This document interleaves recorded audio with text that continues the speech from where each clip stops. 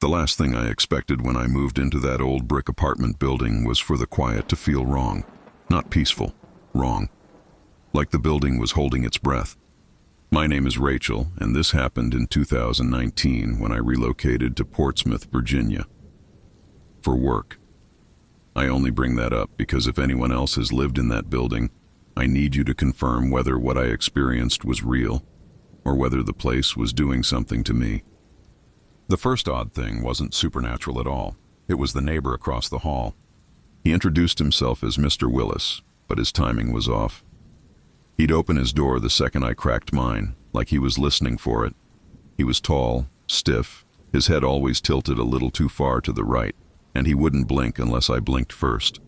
I tested this more than once. I swear he was copying me. He didn't smile exactly. More like he practiced the shape of a smile without understanding when to use it. But the building was cheap, and I was exhausted from moving, so I brushed it off. 2 nights later, something changed. I woke up at 3:11 a.m. to the sound of footsteps in the hallway. Slow even, rhythmic, like someone pacing. I checked the peephole. It was Mr. Willis. He was standing directly in front of my door, staring straight at it. Not knocking, not moving, just waiting. His head twitched like a faulty animatronic. Then he raised his hand and pressed something against my doorknob. When he pulled away, there were 5 long fingerprints, too long, greasy and dark, like smudges from machinery. I stepped back, heart hammering. My phone suddenly vibrated. "A text from an unknown number. Go back to bed. He won't come in unless you invite him." I froze. I hadn't told anyone about this place. I looked again. He was still there. That was the first night. The second night was worse. I woke to a faint tapping on my living room window. I lived on the 3rd floor. I shouldn't have heard tapping. Certainly not soft, deliberate tapping like fingernails. I crept toward it, turned off the lights, and peered through the blinds. Someone was hanging onto the window frame from outside. I snapped the blinds shut instantly, stumbling back. I didn't want to look again, but I had to. I peeked a second time. The face wasn't human, not fully. It looked like Mr. Willis, but stretched. Features pulled slightly out of place, as if someone molded a face from memory after only seeing humans once. The eyes were too wide.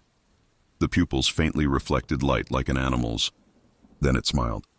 A perfect copy of the fake smile he gave me in the hallway, except now I saw the seams of it, the way the skin didn't fold right, the way the jaw clicked into position like a mechanical latch.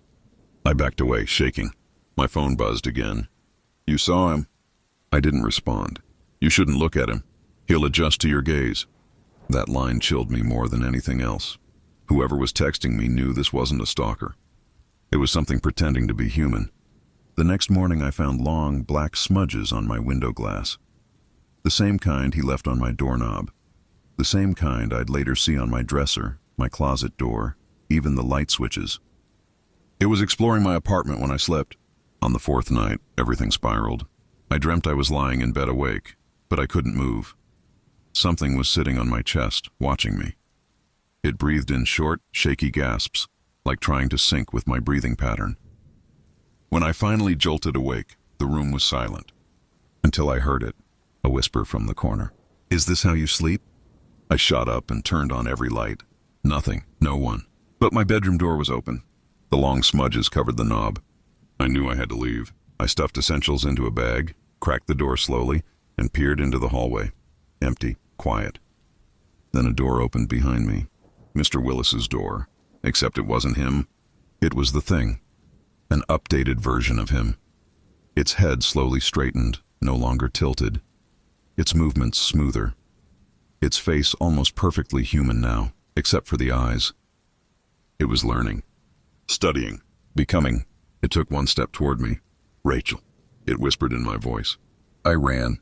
I made it to my car with shaking hands and didn't return until the morning with 2 police officers. Of course, they found nothing. No smudges, no signs of forced entry. And the man across the hall?